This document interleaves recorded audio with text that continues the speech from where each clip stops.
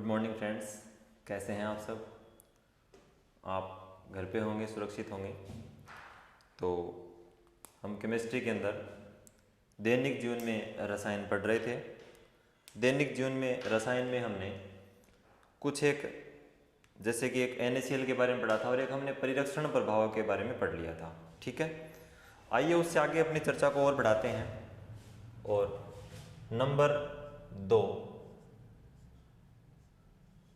NaHCO3, इसको बड़े ध्यान से समझना है क्योंकि इससे बहुत ही अच्छे अच्छे क्वेश्चन बनते हैं।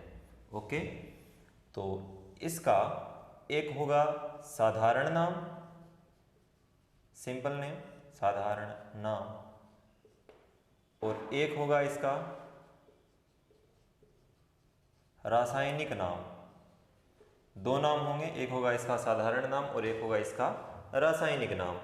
तो इसका साधारण नाम क्या हो सकता है? तो इसे ही बोलते हैं मीठा सोडा, इसी को ही बोलते हैं खाने का सोडा,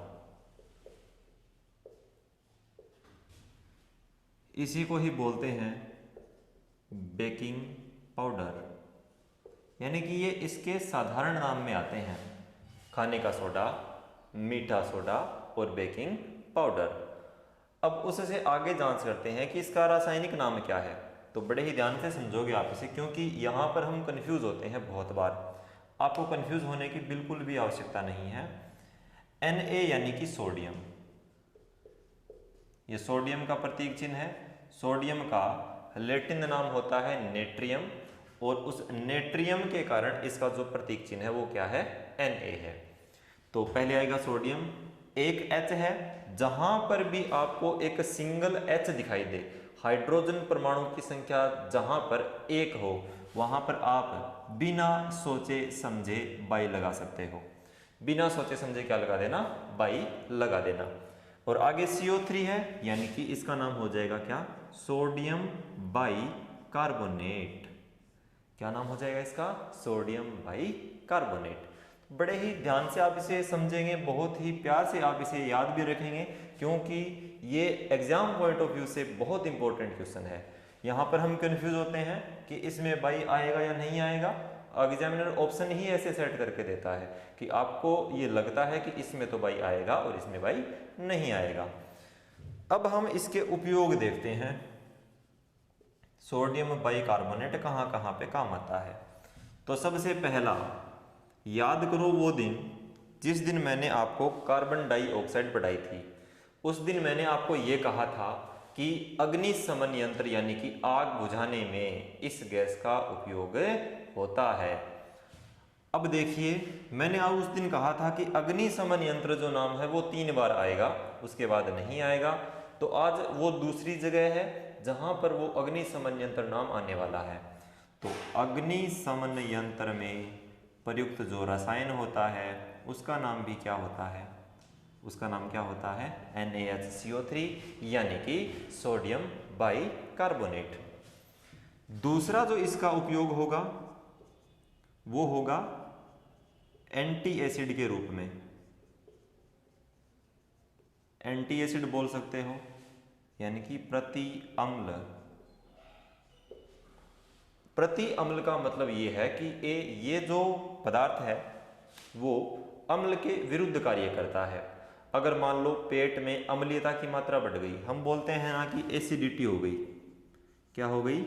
एसिडिटी। एसिडिटी का मतलब ये होता है कि हमारे पेट में अम्ल की मात्रा बढ़ गई है। हमारे पेट में कौन सा अम्ल पाया जाता है? तो आपका आंसर होगा कि सर हमारे पेट में तो HCl पाया जाता है, हाइड्रोक्लोरिक अम्ल पाया जाता है। किसमें? हमारे पेट में। हमारे पेट में HCl की मात्रा जब बढ़ जाती है, जब HCl की मात्रा बढ़ जाती है तो हम क्या करते हैं? हम एक पदार्थ लेते हैं, कौन सा? इनो। काम शुरू सिर्फ 6 सेकंड में, हाँ वही वाला इनो है। तो हम इनो पीते हैं। अब इनो पीते हैं तो क्या हो जाता है? गिलास में डाला, बोल जल्दी से पी ले। जल्दी से क्यों पी ले? क्योंकि काम शुरू होना है कितने में? सिर्फ और सिर्फ 6 सेकंड में। अब ये जो 6 सेकंड टाइम आया है, ये कैसे आया है? इसे बड़े ही ध्यान से समझेंगे। वो तो एक ऐड है, लेकिन इसकी रियलिटी क्या है वो समझो। जैसे ही एक अम्ल की क्रिया, जैसे ही एक अम्ल की क्रिया किसी क्षार के साथ करवाई जाती है, अब NaHCO3 जो होता है ये किस प्रकृति का होता है? ये होता है भैया जी क्षारीय प्रकृति का। किस प्रकृति का होता है? क्षारीय। और अम्ल और क्षार मिलकर क्या बना लेते हैं? लवण और जल बनाते हैं। इस अभिक्रिया को बोलते हैं उदासीनीकरण की अभिक्रिया। क्या बोलते हैं? उदासीनीकरण की अभिक्रिया बोलते हैं। ये आपको यहाँ लिखना नहीं है, ये आगे जब एसिड का चैप्टर आएगा तब मैं आपको दोबारा बताऊंगा, लेकिन यहाँ पर सिर्फ आपको समझाने के लिए मैं ये चीज़ें बता रहा हूँ। आपको यहाँ क्या क्या लिखना है वो मैं आपको बता दूंगा। तो जब अम्ल की क्रिया किसी भी क्षार के साथ करवाई जाती है तो वो क्या होती है? उदासीनीकरण की अभिक्रिया होती है। एक प्रकार की तीव्र अभिक्रिया का उदाहरण होती है, बहुत ही फास्ट अभिक्रिया होती है। इसके समय यानी कि पलक झपका नहीं और अभिक्रिया हो गई। अम्ल और क्षार की अभिक्रिया में लगने वाला जो समय है वो लगभग 10 की पावर -15 सेकेंड, 10 की पावर -15 सेकेंड का समय लगता है अम्ल और क्षार की अभिक्रिया होने में। ऐड वाले बोलते हैं कि इनो काम शुरू सिर्फ 6 सेकेंड में, तो 6 सेकेंड तो इससे कई ज़्यादा गुना है। तो काम कब का हो जाएगा? कहने का मतलब ये है कि आपकी जो पेट में जलन हो रखी है, आपके पेट में जो एसिडिटी हुई है, उसको ये जो इनो है वो शांत कर देता है। क्यों कर देता है? क्योंकि हमने कोई ना कोई क्षारीय पदार्थ पेट के अंदर डाल लिया है। ठीक है, इसे आप बड़े ध्यान से समझ लिया आपने। अब सोच के देखो, मान लो घर पे इनो न हो, घर पे इनो न हो और घर में ये पड़ा हो NaHCO3, तो आप डायरेक्ट भी इसका यूज कर सकते हैं, क्योंकि इसके द्वारा ही क्या बनता है? इनो बनता है। इससे ही क्या बनता है? इनो बनता है। ज़्यादा काम में नहीं लेना है, एक लिमिटेड मात्रा में इसे काम में लेना है। ओके, तो ये कहानी शायद आपके समझ में आ गई होगी।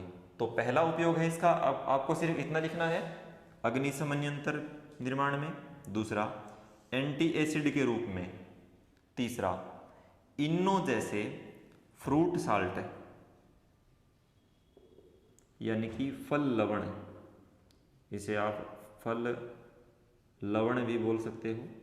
इनो जैसे फल लवण निर्माण में इसका उपयोग होता है। ठीक है, अब एक उपयोग इसका और देख लो। आपने भटूरा देखा होगा, भटूरा CO2 गैस में मैंने आपको बताया था। छोला और भटूरा, छोले को छोड़ दो, भटूरे को पकड़ लो। भटूरा जो होता है, भटूरा, तो भटूरा बनाते समय उसका जो आटा होता है उसके साथ क्या डाला जाता है? सोडियम बाइकार्बोनेट डालते हैं, ताकि भटूरा क्या हो जाए? फूल जाए। क्या हो जाए? फूल जाए। तो कहने का मतलब ये है कि इसमें NaHCO3 डालेंगे, यहाँ से एक गैस निकलेगी जिसका नाम है क्या? CO2 यानी कि कार्बन डाइऑक्साइड। वो भटूरे के अंदर प्रवेश कर जाएगी और भटूरा फूल जाएगा। तो ये NaHCO3 मेरी तरफ से कंप्लीट। ओके, आगे चलिए। तीसरा है, अब आप नंबर लगाते जाना क्योंकि ये बहुत सारे आएंगे, काफ़ी लंबा टॉपिक चलने वाला है अपना ये। यानी कि यहाँ पर हम लगभग छोटी छोटी जो चीज़ें हैं वो कवर करते जा रहे हैं एक एक करके, और आपकी याद भी हो रही हैं और आपको पता भी नहीं चल रहा है। देखो, बड़ी कमाल की बात है। तीसरी बात करते हैं। तीसरा ये है कि Na2CO3। कंफ्यूजिंग वाला जो मैटर है वो ये इसके साथ खत्म हो जाएगा। NaHCO3 तो क्या एक H है, मतलब क्या लगेगा? बाई लगेगा। और H नहीं है तो क्या नहीं लगेगा? बाई नहीं लगेगा। तो इसका जो नाम होगा वो होगा, सीधा लिखना है आपको, कुछ भी नहीं करना है। सोडियम, Na है तो सोडियम, CO3 है तो कार्बोनेट, तो सोडियम कार्बोनेट क्या हो जाएगा? इसका नाम हो जाएगा। अब आप एक बात बताइए, क्या आपको इसमें कहीं पर भी जल के अणु दिखाई दे रहे हैं? इसमें कहीं पर भी आपको जल के अणु दिखाई दे रहे हैं क्या? ये बताओ। नहीं दे रहे ना? नहीं दे रहे तो इसका मतलब ये जो है ये कैसा है? ये है निर्जल, यानी कि जल रहित सोडियम निर्जल सोडियम कार्बोनेट। निर्जल सोडियम कार्बोनेट का एक अन्य नाम और भी होता है, इसे बोलते हैं भैया जी सोडा एस। क्या बोलते हैं? सोडा एस बोलते हैं। किसे बोलते हैं? निर्जल सोडियम कार्बोनेट को सोडा एस बोलते हैं। अब आगे चलिए, अगर मान लो ये है Na2CO3 और यहाँ पे तो निर्जल है, लेकिन मेरी ये बात मैंने मान लिया कि इसमें मैं अगर पानी डाल दूँ तो आप क्या कर लोगे? क्या बिगाड़ दोगे भी मेरा?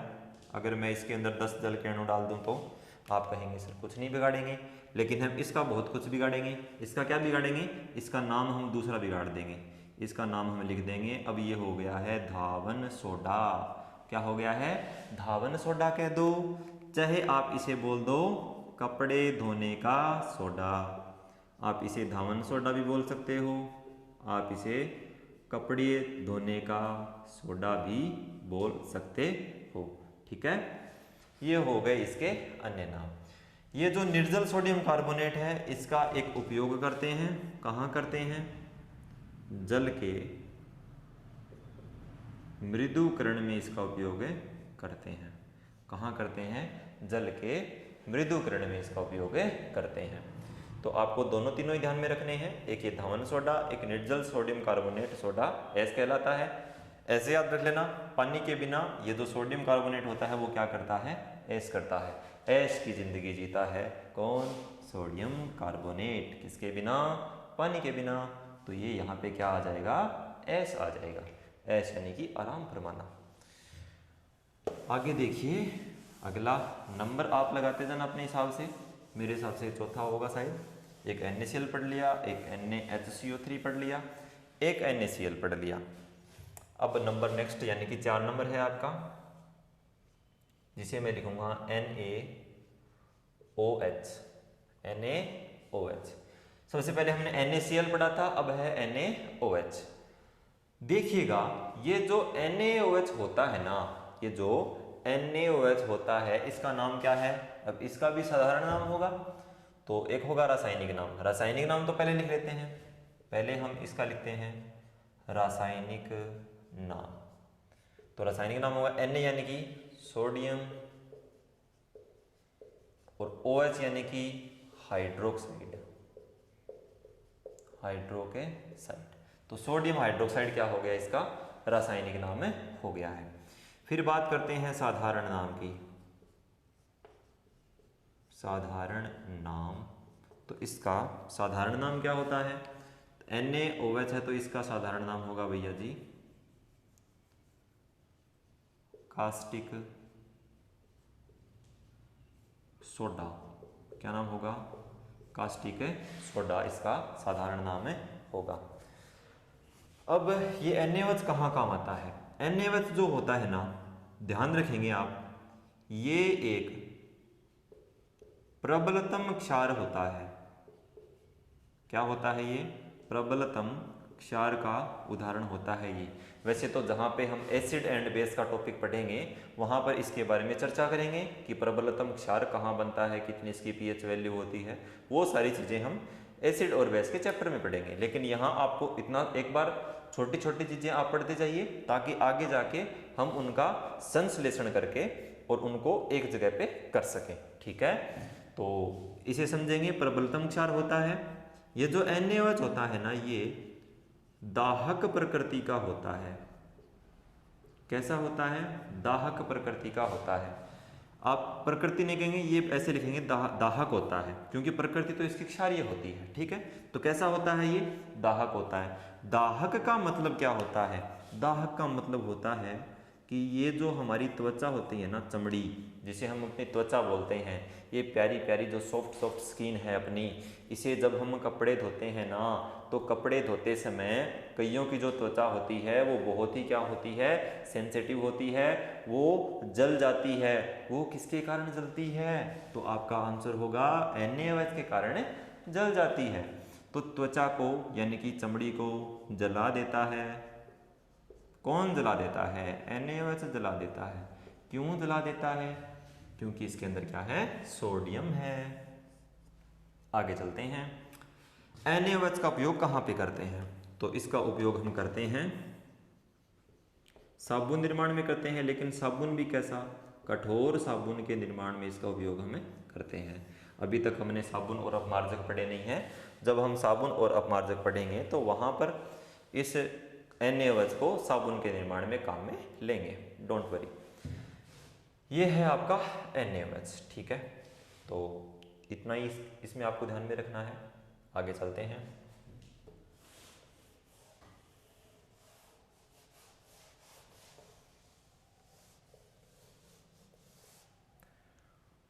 ओके, अगला है, नंबर लगाते जाइएगा, KOH। के यानी कि पोटेशियम हाइड्रोक्साइड। के यानी कि पोटेशियम। पोटेशियम का प्रतीक P नहीं होता है, के होता है। पोटेशियम हाइड्रोक्साइड क्यों होता है? क्योंकि पोटेशियम का जो लैटिन नाम होता है वो होता है केलियम।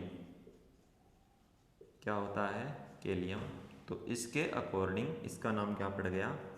के, ठीक है। तो इसे थोड़ा आप ध्यान में रखेंगे। तो पोटेशियम हाइड्रोक्साइड, OH यानी कि हाइड्रोक्साइड, के यानी कि पोटेशियम। साधारण नाम क्या होता है? साधारण नाम होता है इसका कास्टिक पोटास। क्या होता है? कास्टिक पोटास, ठीक है।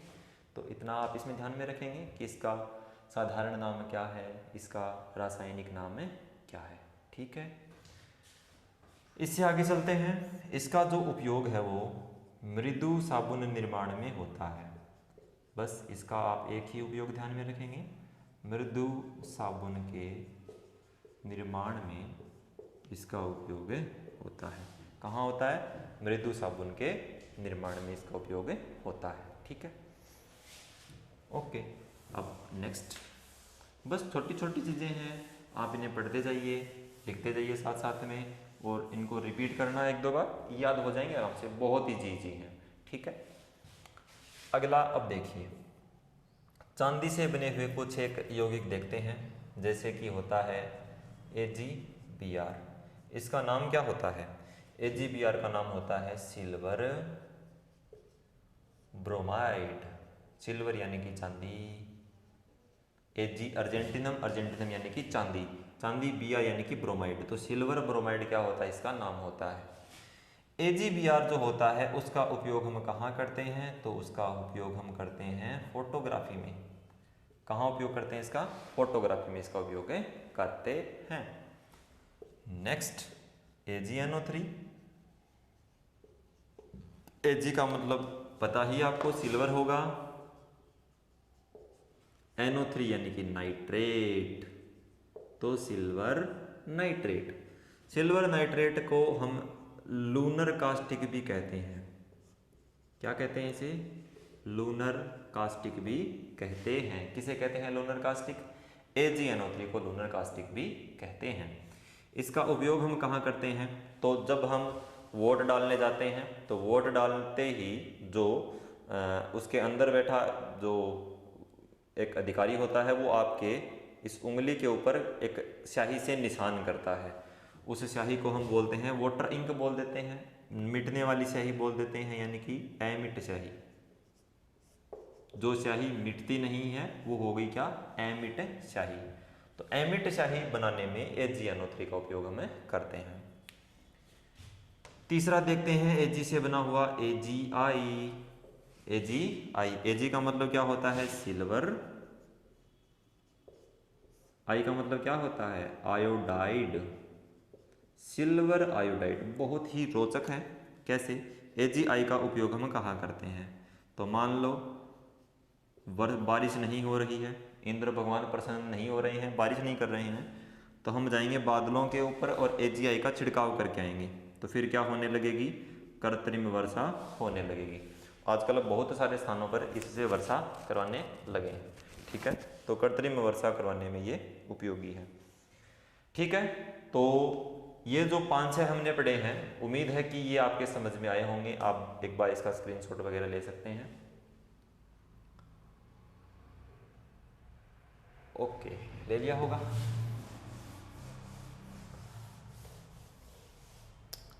चलिए आगे है CaOCl2। वेरी वेरी इंटरेस्टिंग है CaOCl2। Ca यानी कि कैल्शियम,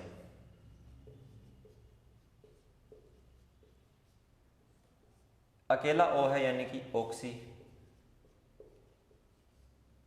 Cl2 यानी कि क्लोराइड, कैल्शियम ऑक्सी क्लोराइड बोल सकते हो आप इसे बोल सकते हो कैल्शियम हाइपोक्लोराइट। इसका जो साधारण नाम होता है, ये इसके रासायनिक नाम है, ये इसके क्या है, रासायनिक नाम है। ध्यान से समझेंगे आप इसे, ये इसके क्या है, रासायनिक नाम है। लेकिन इसका जो साधारण नाम होता है वो ज़्यादा पूछा जाता है।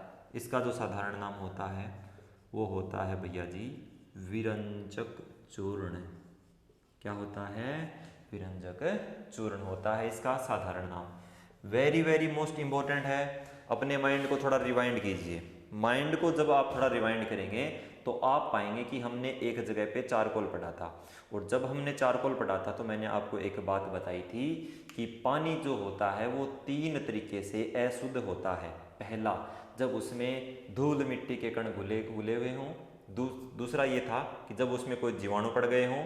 और तीसरा ये था जब उसमें कोई गैस घुली हुई हो, उससे बदबू आ रही हो। वहाँ पर हमने एक चीज़ को कवर कर लिया था, वो क्या था, बदबू था। क्योंकि चारकोल जो होता है वो गैसों का सबसे अच्छा अवशोषक माना जाता है। अब पानी जो हमारे पास है, उस समय से जो पानी हमारे पास बचा हुआ है वो है 2 तरीके से अशुद्ध। उसमें से जो 2 नंबर था, कौन सा, जल, जीवाणुओं के कारण क्या होता है, दूषित होता है। तो आइए आज जीवाणुओं को मारते हैं। कैसे, जल के शुद्धिकरण में काम आता है कौन, विरंजक चूर्ण। कैसे, जल के जीवाणुओं को मारकर, जल के जीवाणुओं को मारकर, जल के जीवाणुओं को मारकर जल के शुद्धिकरण में उपयोगी है। ये जीवाणुओं को क्या करेगा, ये नष्ट करेगा। किसे नष्ट करेगा, जीवाणुओं को ये नष्ट करेगा। कौन नष्ट करेगा, आपका ये विरंजक चूर्ण क्या करेगा, जीवाणुओं को नष्ट कर देगा और जीवाणु मर जाएंगे। जीवाणु जैसे ही मर जाएंगे वैसे ही क्या हो जाएगा, जल अपना शुद्ध हो जाएगा। ठीक है, तो विरंजक चूर्ण कपड़े में, रंजक उद्योग में इसका उपयोग होता है, कपड़ा उद्योग में। इंपॉर्टेंट नहीं है कि कपड़ा उद्योग का कभी कोई क्वेश्चन आया हो, मोस्टली यही क्वेश्चन आएगा। क्योंकि अब देखो इसमें ये Ca कुछ नहीं करता है, ये O कुछ नहीं करता है, जो कुछ करता है वो ये करता है। तो ये क्लोरीन होता है, यही जीवाणु क्या करता है, मारता है।